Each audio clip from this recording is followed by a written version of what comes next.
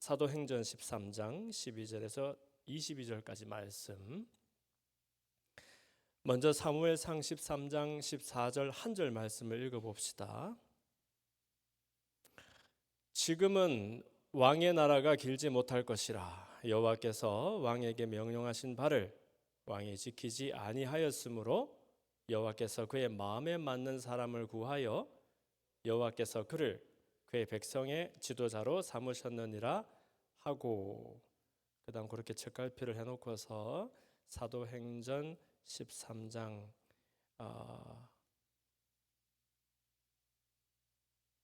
13장의 화면은 어떻게 되어 있죠? 몇 절 몇 절이죠? 21절 22절. 좋습니다. 21절 22절 우리 두 절 말씀을 함께 읽어봅시다. 시작. 그 후에 그들이 왕을 구하거늘 하나님이 베냐민 지파 사람 기스의 아들 사울을 40년간 주셨다가 패하시고 다윗을 왕으로 세우시고 증언하여 이르시되 내가 이새의 아들 다윗을 만나니 내 마음에 맞는 사람이라 내 뜻을 다 이루리라 하시더니 아멘. 제가 다시 한번 그 22절 뒷부분을 읽어볼게요.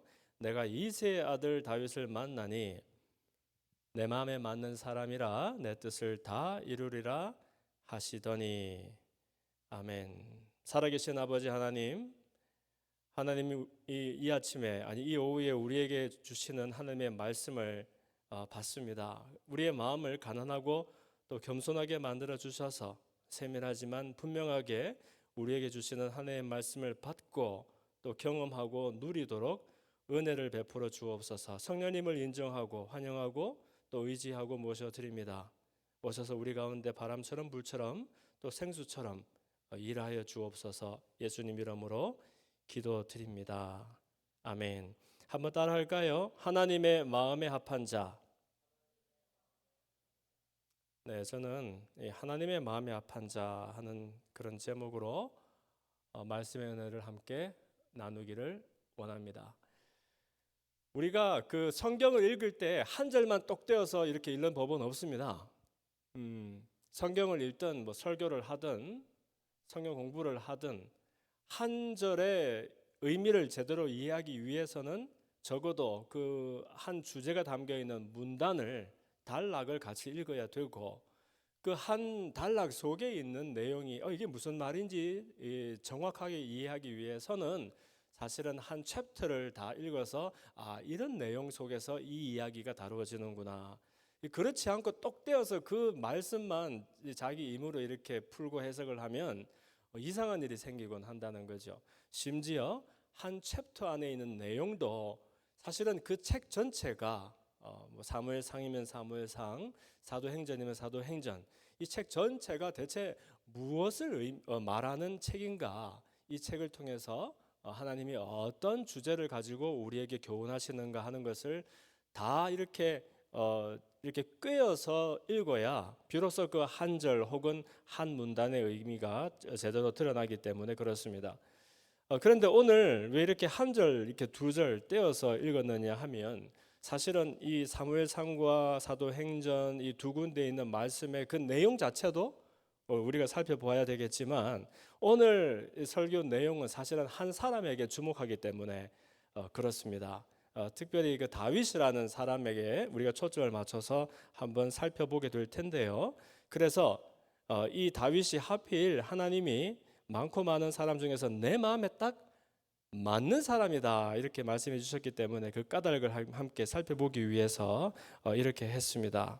우리가 한번 유심히 이 사람의 생애를 들여다보도록 하겠습니다. 우선 다윗 이야기를 좀 하기 전에 우리에게 이게 던져지는 이 오버알칭하는 질문이 하나 있습니다. 그것은 왜 나는 변화와 성장을 경험할 수 없나 하는 이런 질문을 우리에게 던지면서 시작했으면 좋겠어요.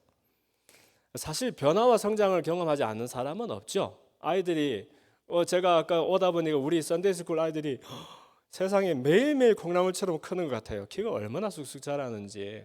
근데 애들이나 어른 뭐 똑같이 우리가 성장과 변화를 늘 경험하면서 살아가게 되지요. 그러나 사실 우리 마음속에 답답한 경우가 참 많이 있어요. 왜냐하면 아니 신앙생활을 1박 2일 한 것도 아니고 교회를 내가 뭐 하루 이틀 다닌 것도 아니고 또 사실은 좋다는 또 참 도움이 된다라는 그런 것들 많이 경험했는데 그때는 내가 좀 많이 알게 된 것 같고 이전에 몰랐던 것을 또 귀한 것을 알았으니까 한층 성장한 것 같고 그런 기분은 참 좋습니다만은 그러나 돌아보면은 이상하다. 이거보다 더 시원한 뭔가가 있을 텐데 왜 나는 자꾸 더 이렇게 하나님 안에서 비약적으로 성장하지 않고 제자리 걸음일까 하는 그런 질문들을 우리 가질 때가 있다는 거예요. 사실 성경에서는 우리들에게 늘 소망을 주는 말씀을 주셨거든요. 요한복음 10장 10절을 보면은 도적이 이 땅에 올 때에는 도적질을 하고 죽이고 멸망시키려고 왔다. 그러나 내가 이 땅에 올 때에는 내 양으로 생명을 얻게 하고 또 더 풍성히 얻게 하려고 왔다라고 예수님이 직접 말씀해 주셨어요. 그 얘기가 뭐냐 하면 예수 믿기 전에는 내가 죄인인 줄 뭐 대충 알았는데 정말 얼마나 내 죄가 나를 영원히 사망과 저주 가운데 던질 만한 그런 죄였는지 깨닫지도 못했고 그래서 그냥 겨우 소유 내가 더 많이 가지고 누리는 것에 목숨 걸면서 그냥 부지런히 살았는데 예수님을 하나님이 이제 은혜로 알게 된 거죠. 예수님을 만나고 보니까 그분이 나에게 놀라운 생명을 주셔서 이 땅에서 겨우 구원만 얻고 그렇게 사는 것이 아니라 사실은 인생의 의미가 뭔지 가치가 뭔지 진짜 행복하게 되는 일이 어떤 것인지 알게 되는 비결을 우리에게 선물해 주셨다. 이런 감격을 누린다는 것이죠. 그래서 예수님이 겨우 우리가 구원만 얻도록 턱걸이 하도록 우리들을 초대하시는 것이 아니라 사실은 life to the full, 그러니까 정말 온전한 삶, 풍성한 삶, 우리가 말하는 너무 성공적이고 행복한 그런 의미가 있는 삶으로 우리를 초대해 주신다라는 그런 격려가 된다는 거예요. 그리고 에베소서 4장 13절 말씀에도 보면 사도 바울이 여러분들 그냥 죄인으로 살다가 지옥불에 떨어지지 말고 예수 믿고 천당 가세요 이렇게 말하고 끝나지 않고 장차 주님 앞에 갈 때에 천국을 누려야 되겠지만 이 땅에서도 여러분들이 가지고 있는 그런 의미와 가치를 발견하고 이게 무슨 말이에요? 원래 사람으로 돌아가라는 거예요. 지금 우리가 있는 이 자리에서 겨우 우리가 할 수 있는 것들을 이렇게 영을 쓰면서 살아가는 것이 아니라 원래 사람에게 하나님 형상 따라 지었던 그 사람의 온전한 모습을 되찾고 회복하도록 우리를 격려하는 말씀이 이 말씀이에요.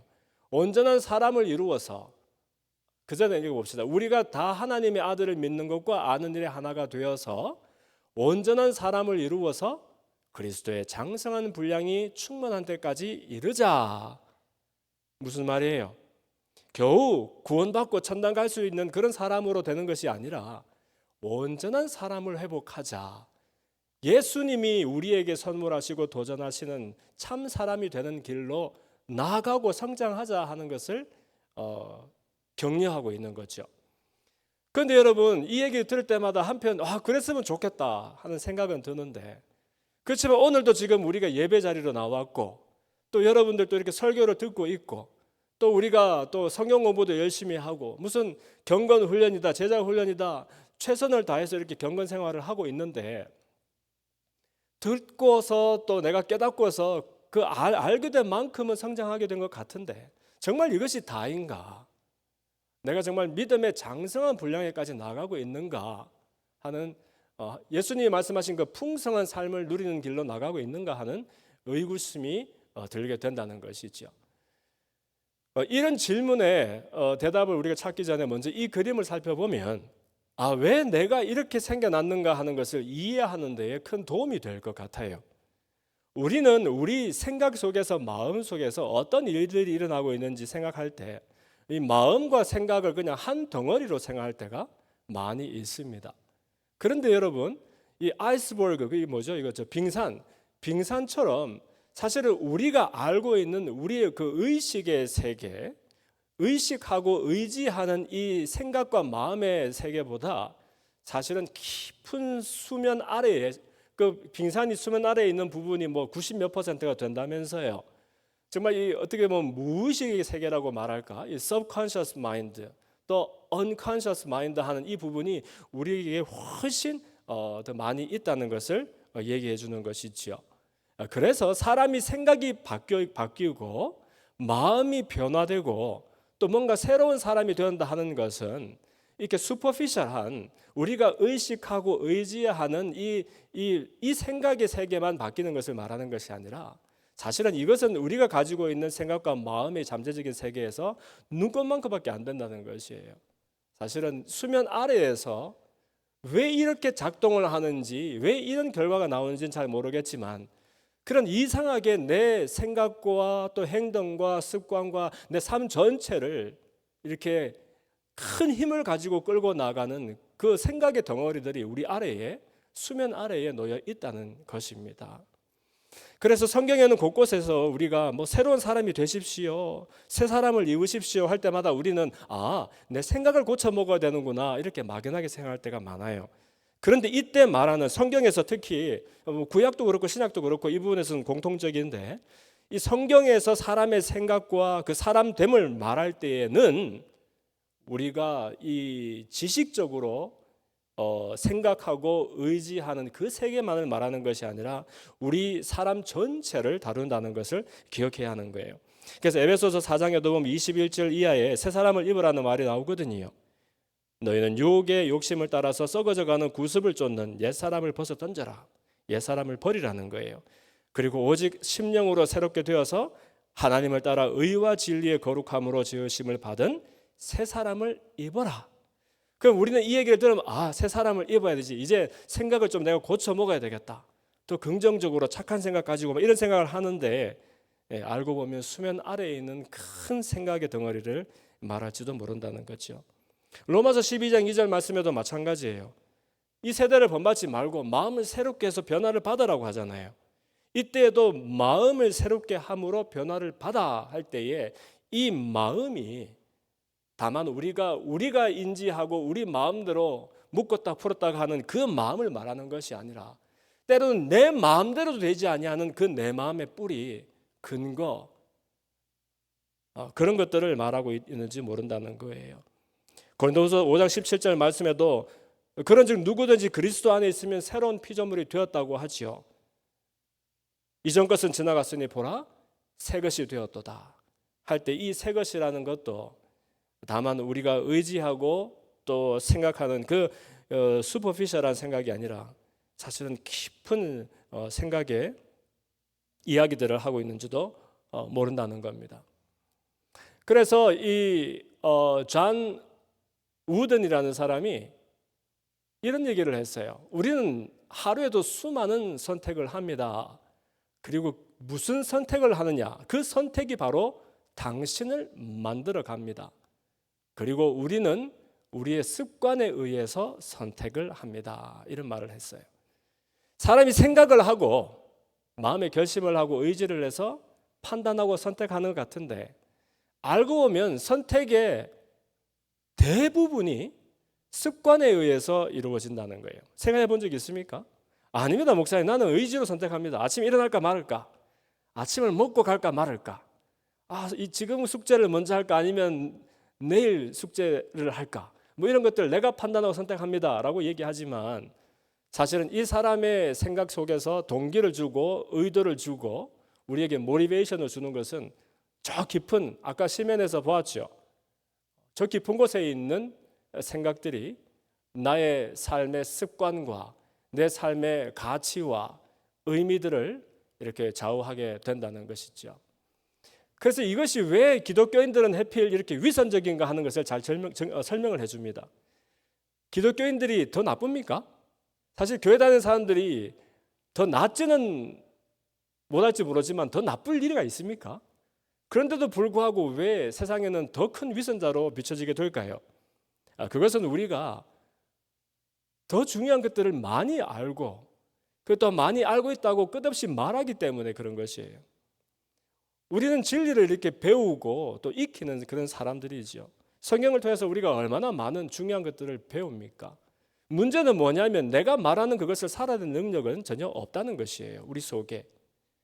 판단과 선택과 의지로 내가 아는 것을 살아낼 수 있는 사람이 있다면 그럼 세상이 이렇게 되겠습니까?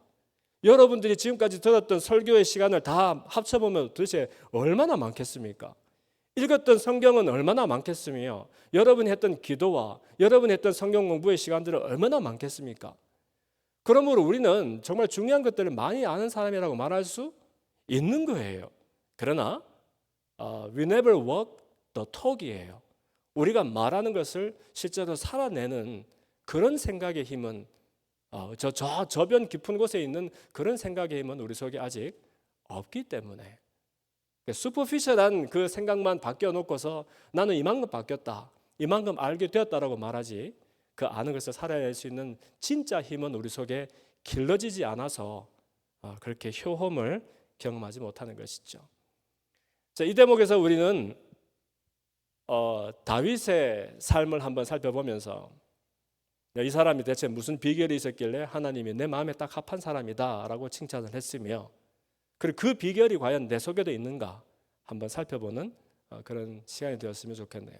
제가 잘 안 보이는데 다윗이 짐작해서 읽어야 되겠다. 내가 네. 여기 잘 보이네요. 네, 고맙습니다. 네. 다윗이 그 이스라엘의 왕국의 2대 왕이죠. 첫 번째 왕은 누구였어요? 사울. 사울이 처음에는 겸손하게 시작했다가 나중에는 하나님의 영광을 구하는 것이 아니라 자기가 많이 이루고 자기 영광을 추구하는 사람이 되자 하나님이 사울 세운 것을 후회한다라고 했고요. 사울에게 기름을 부었던 사무엘에게 너는 이제 베들레헴에 있는 이새의 집으로 가서 거기에 내 마음에 합한 자가 있는데 그 사람에게 기름을 부어라. 그렇게 해서 어린 다윗이 16살 때에 사실은 장차 왕이 될 것이라고 기름을 부음을 받습니다. 그렇게 해서 40여 년간 이 다윗은 예수님보다 1000년 전에 왔던 사람이죠. 1000년 전에 살았으니까 지금으로부터 3000년 전에 살았던 사람이고요. 이 다윗의 계보를 따라서 장차 구세주가 예수님이 오실 것이다라는 그런 예언을 받는 영광을 누리게 된 사람. 그래서 지금도 이스라엘 사람들에게 누구를 가장 존경하느냐, 누가 가장 위대한 왕이었느냐, 두 번 물어볼 것도 없이 누구나 이 다윗을 사랑하고 존경하는 그런 왕이 되었죠. 그래서 성경에는 무려 2197명의 사람 이름이 등장을 합니다. 근데 2197명의 그 많은 사람들 중에서 오직 한 사람, 이 다윗이 하나님이 이를 두고서 내 마음에 합한 사람이다라는 칭찬을 주셨던 그런 사람인 것을 볼 수 있죠. 그런데 대체 다윗에게 무엇이 있었길래 하나님이 이렇게 마음에 아파다 하셨을까? 사실 다윗의 생애를 한번 살펴보면요, 너무 의외적인 왕이라는 것을 우리가 알 수 있지요. 우선 다윗은 출신 자체가 그렇게 역사에서 보면 적자라든지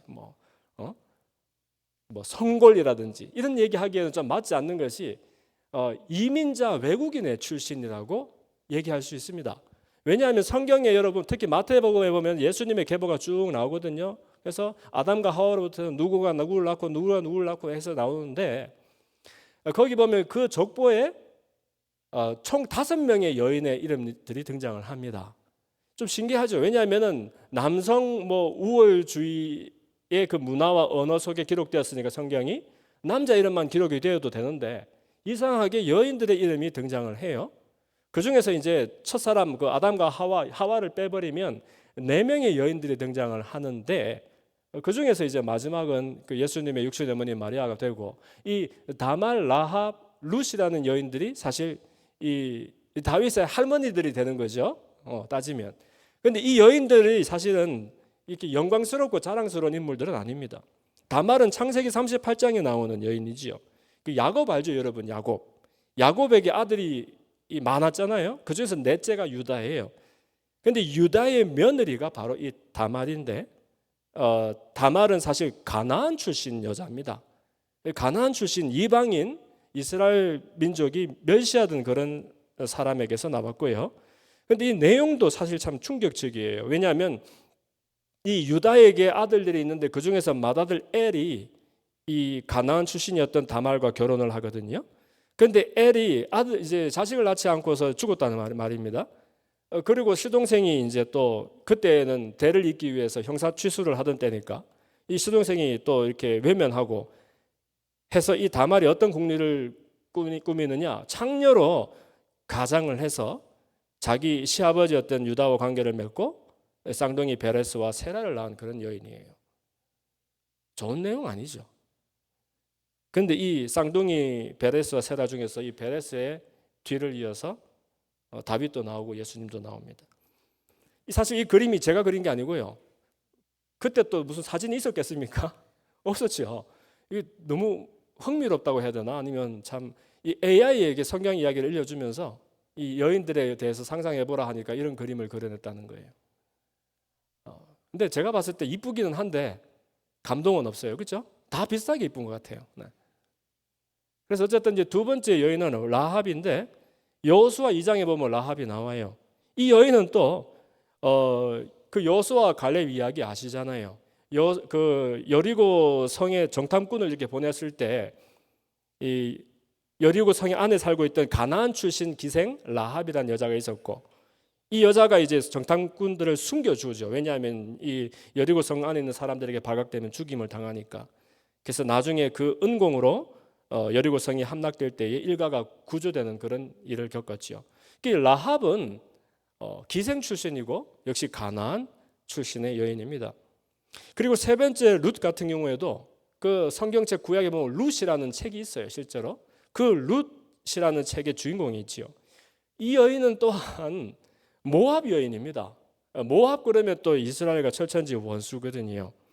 그런데 이게 사연이 어떻게 됐냐 하면 이스라엘 백성들 그 가문들 중에서 이 모압 땅에까지 가서 정착해 살다가 어느 여인이 남편도 죽고 아들도 죽고 이제 홀로 과부가 되니까 나오미라는 여자 이야기인데 이 나오미가 이제 원래 살던 고향으로 되돌아오게 되지요. 그래서 거기 이방 땅에서 모압 며느리들을 얻었으니까 야 니네들은 이제 여기서 제가해서 잘 살아라. 나는 고향 갈란다 하니까 이 중에서 이 룻이라는 이 며느리가 어머니 백성이 내 백성입니다. 어머니 하나님이 나의 하나님입니다. 어머니 죽으시는 곳에 나도 죽어서 묻힐 겁니다. 이 여인에게 이미 야훼 하나님에 대한 믿음이 뿌리를 내렸던 것 같아요. 그래서 이 룻으로부터 이 다윗이 또 예수님이 이렇게 계보가 이어지게 되는데 다윗의 증조 할머니가 되는 겁니다. 그러니까 무슨 말이냐 하면 이 다윗이 그렇게 출신을 봤을 때 그렇게 자랑스러운 인물이 아니고 성경도 참 희한하죠. 좋은 이야기, 귀한 이야기만 적어도 페이지가 모자라고 우리가 너무 그죠 양이 많아서 곤란한데 왜 하필 이렇게 족보에 없어도 될 것 같은 그것도 여인들 중에서도 이렇게 자랑스럽지 못한 이야기들도 기록이 되어 있을까? 이것은 어떻게 보면 역설적으로 우리 연약함 속에서 우리를 연약함에서 건지시기 위해서 오신 메시아가 어떤 이야기 속에서 등장하셨는가 하는 것을 정말 진실하게 드러내는 그런 이야기인 것 같아요. 그런가 하면 다윗은 또한 그 누구도 이 사람이 장차 왕이 될 것이라고 기대하지 않았던, 기대할 수 없었던 그런 사람이었음을 볼 수 있어요. 이 사무엘이 베들레헴의 이새의 집으로 찾아가서 왕될 사람을 찾고 있으니까 그때 이제 이새에게는 아들들이 7인가 있었지 않습니까? 그래서 첫째부터 쭉 이렇게 줄을 세워놨는데 다 키가 크고 용모가 준수하고 아주 그랬다는 거예요. 특히 첫 번째 그 엘리압, 두 번째 아비나답을 볼 때 그냥 사무엘이 이 사람 아니면 누구 왕 되겠는가? 그런데 하나님이 야, 그 사람 아니야. 야, 걔도 아니야. 무슨 말씀을 하세요, 하나님께서? 용모와 신장을 보지 말아라. 아멘. 내가 이미 그를 버렸노라. 나의 보는 것은 사람과 같지 아니하니 사람은 외모를 보거니와 나 여호와는 중심을 본다라고 말씀을 하세요. 그러니까 결국은 엘리압도 아니고 아비나답도 아니고 시므아도 아닌 거예요. 그런데 다 봤는데도 없거든요. 이게 다냐 하니까 아버지 이새가 사실 막내죠. 막내가 있긴 한데 들에서 양을 치고 있습니다. 물어보지도 않은 양친 얘기를 왜 하느냐. 아버지 입장에서도 사실은 이 자식은 열이 있어도 다 깨물어서 안 아픈 손가락이 없거든요. 똑같이 귀한 거예요. 근데 오직 그냥 첫째는 첫째라는 이유로 다르고 이 말째는 말째라는 이유로 느낌이 다른 거예요. 그렇죠? 첫째가 더 귀합니까? 둘째, 셋째 똑같이 귀하지. 그래서 첫째는 처음 길러보니까 온갖 더 마음이 쓰이고 애가 쓰이고 용이 쓰이고 하는 거예요. 그러다가 둘째, 셋째 자꾸 이제 키워보니까 경험이 있거든요. 그렇게 용 쓴다고 되는 일도 아니고 보니까. 그래서 마음에 좀 여유가 생겨서 그런 것이지 사랑은 똑같이 하는 거예요. 이 막내도 똑같이 귀하지만 그냥 막내니까 들에서 그냥 양치게 하고 그래서 그냥 어느 정도 좀 이렇게 재산 불리면은 장가도 보내고 해서 그냥 그렇게 편안하게 살면 되지 하면서 그렇게 큰 기대를 안 걸었던 것 같아요. 사실은 다윗도 자기 스스로에게 대단한 그런 기대를 가졌던 사람은 아니었던 것 같습니다. 그러나 이 다윗이 불려오게 되니까 하나님의 신이 이 사람이다 기름 부어라 그러고 사무엘이 기름을 부을 때에 하나님의 영이 여호와의 영이 이 다윗 위에 임했다라고 기록이 되어 있습니다. 아무도 왕이 될 것이다 기대하지 않았던 사람. 그것뿐만이 아닙니다. 이 다윗은 심각한 그것도 허물들이 있었던 사람입니다. 이 얘기 너무 잘 아시죠? 실제로 여러분 예루살렘 구시가에 올라가서 그 성곽에 올라가 보면 딱 이런 장면이 연출됩니다. 아래에 바세바가 이렇게 목욕하고 있는 그 장면을 이때 사실 암몬과 전쟁을 치던 중인데 왕이 자기 군사들은 죽든지 말든지 이렇게 궁에서 여유를 부리고 있으니까 딴 생각이 났겠죠. 그렇게 해서 이 남의 아내였던 바세바와 간음을 벌이게 되는 그런 범죄를 저질렀던 사람 아닙니까? 그리고 죄라는 것은 회개하기 전에는 끊임없이 숨기고 덮어야만 하는 것입니다. 드러나면 부끄러움과 두려움을 경험하게 되거든요. 그래서 결국은 거짓은 거짓을 낳고 죄는 죄를 불러오게 되는 거예요. 다윗은 자기의 음행을 감추기 위해서 결국 바세바의 남편이었던 우리아까지 죽일 수밖에 없는 그런 처지가 되었죠. 그래서 이런 과오와 허물들을 보면 하나님의 마음에 합한 정도가 아니라 왕이 되었어도 안 되는 그런 사람이었다는 말이에요.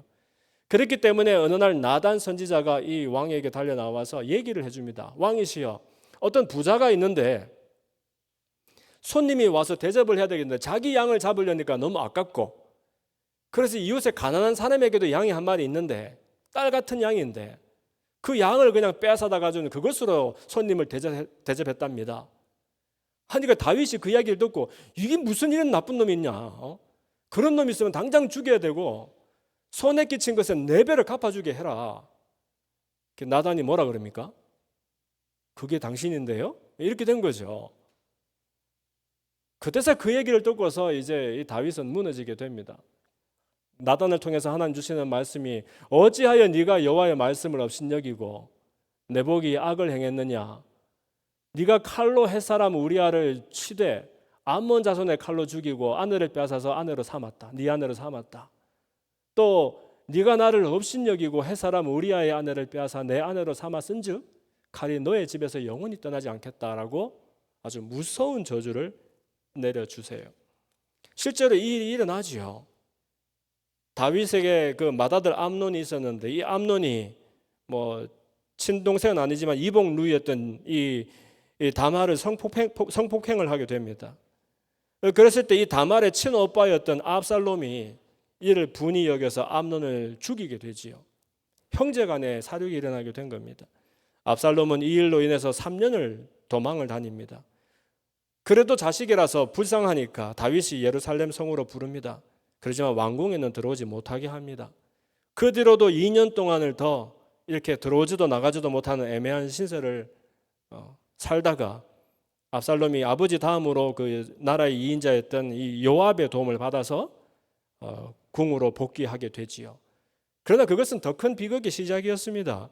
이때로부터 4년 동안 칼을 가는 거예요, 압살롬이. 그래서 자기 세력을 만들어서 다른 사람도 아니고 아버지에게 칼을 들이대고 반역을 일으키게 됩니다.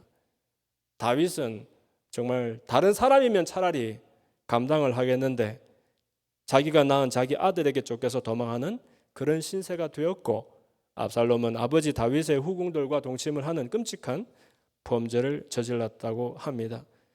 가난한 사람에게 있는 한 마리 양을 빼앗아서 손님을 대접했다고 하니까 그 사람 죽이고 4배로 갚아주라고 해라 말했던 그대로 다윗에게 이 일이 임합니다. 내 아들이 죽임을 당하게 된 겁니다. 아들 암논, 아들 압살롬, 아들 아도니아, 그리고 바사바에서 낳았던 그 아이까지 해서 도합 4명의 아이들을 이 일로 잃어버리게 되지요. 다윗은 이 일을 통해서 어떤 교훈을 얻게 되었으며 심정의 변화를 경험했을까요? 다윗은 알았던 것 같습니다. 처음 바세바에게서 난 그 아이가 앓게 되자 다윗은 21일간 금식하며 기도를 합니다. 울며 기도합니다. 그러다가 결국 아이가 죽고 말았어요. 그랬을 때 얼굴을 씻고 영문을 단정히 하고 새 옷을 입고 나오게 됩니다. 사람들이 의아해했죠. 애가 아플 때는 울고 하다가 정작 죽게 된다 하면 사람이 어떻게 저렇게 달라질 수 있나? 다윗은 온전한 사람도 아니었고 완전한 사람도 아니었고 하나님 앞에 일반 사람보다 더 끔찍한 죄를 그도 반복하여 지었던 사람이었지만 그러나 그가 하나님 앞에서 살아가고 있다는 것을 그리고 자신의 하나님 야훼는 살아계신 하나님이시고 자신에게 주목하고 계시고 그리고 그 하나님은 의를 행하시는 하나님이시라는 것을 깨달았기 때문에 자기가 저지른 그 죄과의 그 결실은 자기가 맺었고 하나님이 자기를 벌 주시는 것도 심지어 자기를 사랑하시는 증거가 된다는 것도 알고 있었던 것 같아요. 그래서 아이가 죽고 난 다음에는 이제 지나갔구나.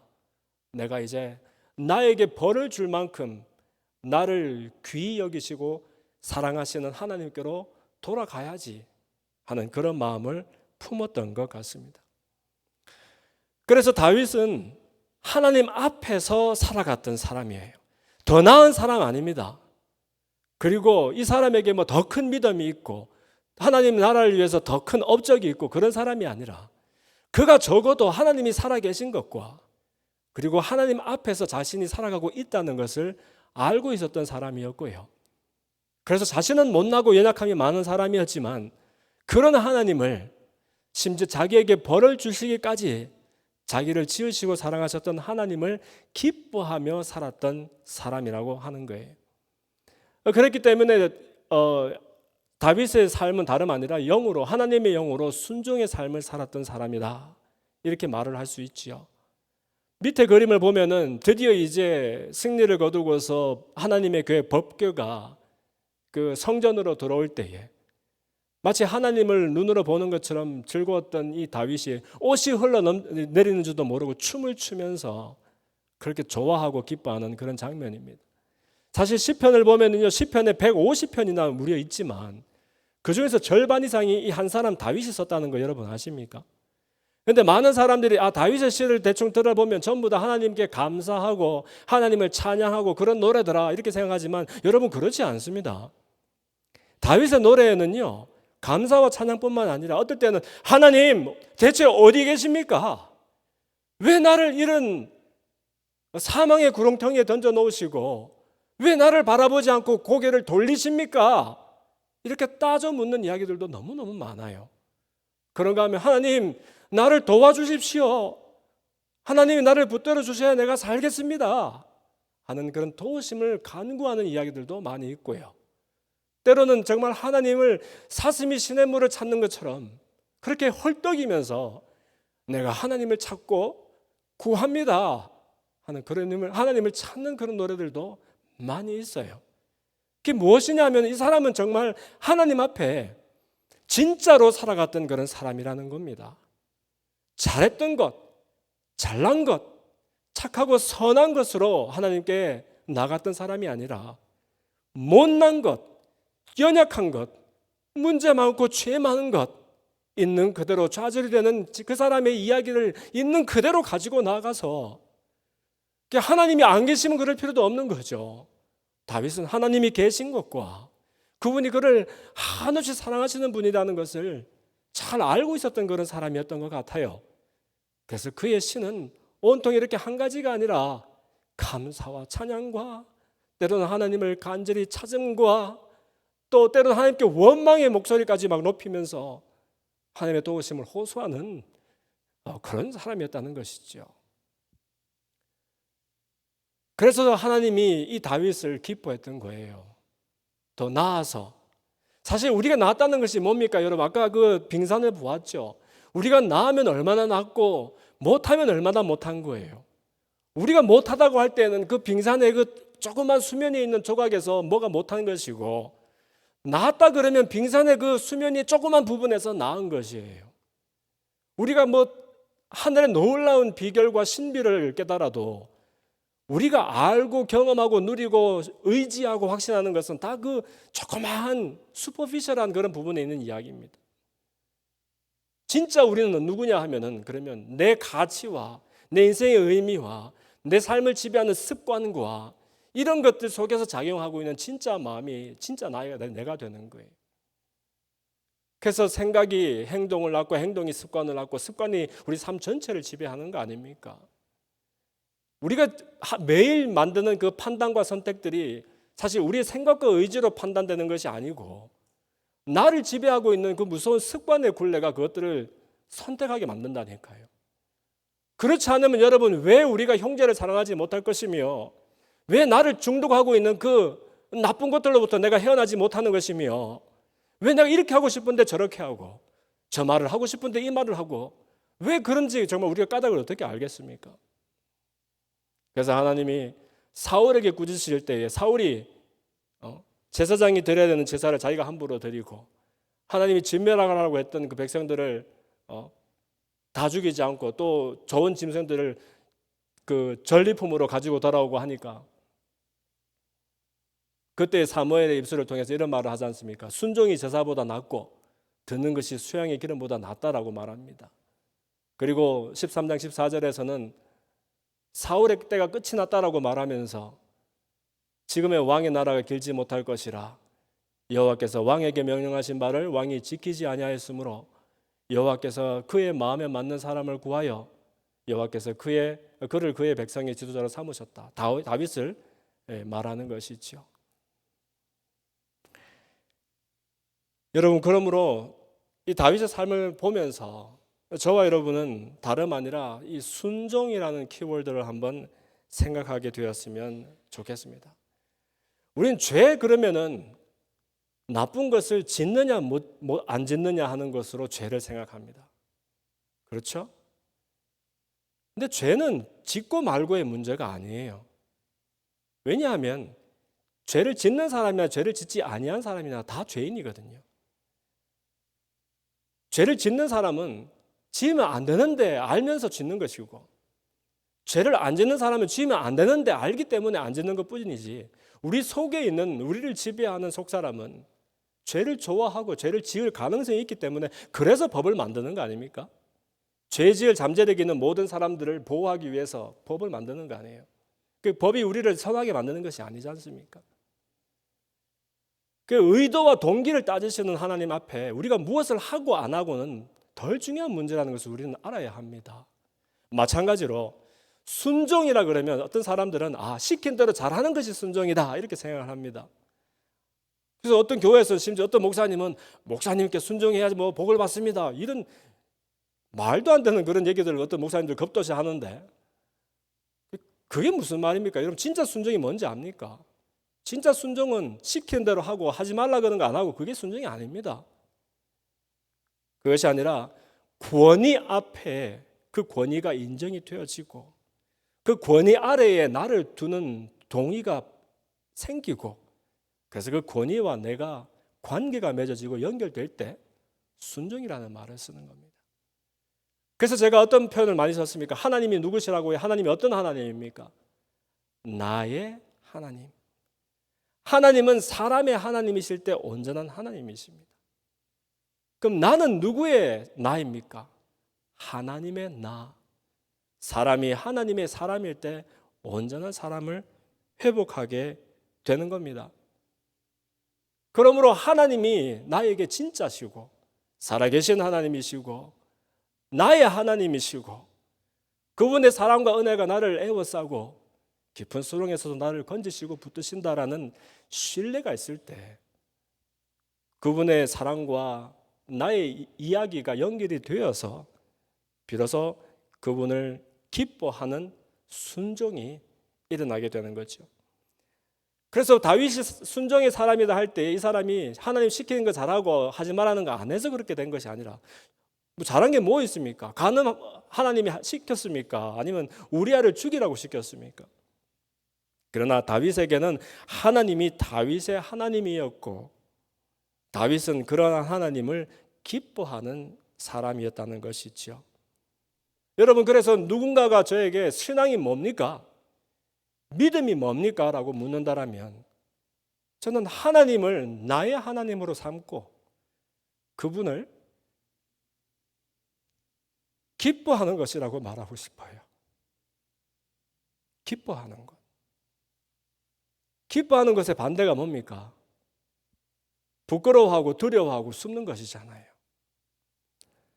어린아이가 부모의 마음을 제일 기쁘게 해드릴 수 있는 가장 큰 수고로움이 뭡니까? 우리 엄마 아빠는 돈이 모자라서 맨날 싸워. 내가 열심히 우유를 돌리고 신문을 팔아야지. 그거 아니지 않습니까? 쪼르르 뛰어가서 엄마를 끌어안고서 엄마, 난 엄마가 있어서 너무 좋아요. 쪼르르 뛰어가서 아빠를 끌어안고 아빠, 내 아빠가 되어서 감사해요. 그럼 끝난 거 아닙니까? 하나님을 제일 영화롭게 할 수 있는 수고로움이 무엇입니까? 하나님이 나의 하나님이 되는 거예요. 그분을 제일 영화롭게 하는 일이 무엇입니까? 그분을 기뻐하는 겁니다. 누군가를 기뻐하지 않으면 우리는 그 사람에게서 끊임없이 무언가를 감추어야 합니다. 왜냐하면 부끄러움이 없는 사람은 아무도 없거든요. 부끄러움이 생기면 사람은 늘 감추게 되어 있습니다. 첫사람 아담과 하와가 범죄한 것을 알고 그들의 벌거벗음이 깨달아져서 부끄러워서 무화과 잎사귀로 자기들의 치부를 가리게 됩니다. 누군가를 기뻐하지 않으면 그 사람을 두려워하게 되어 있습니다. 내 속에 그분의 성품과 다른 것이 들어있는 것을 알기 때문에 동산의 나무 사이로 그 뒤로 숨게 되어 있는 거예요. 다윗은 그러나 그러지 아니했습니다. 심지어 범죄에 저지르고서 선지자의 책망을 들을 때에도 그러나 그 말 앞에 자기를 바싹 그냥 부서뜨려서 하나님 권위 앞에 이렇게 엎드리면서 자기 죄를 회개하고 그러나 하나님 이 죄에서 나를 건지시옵소서.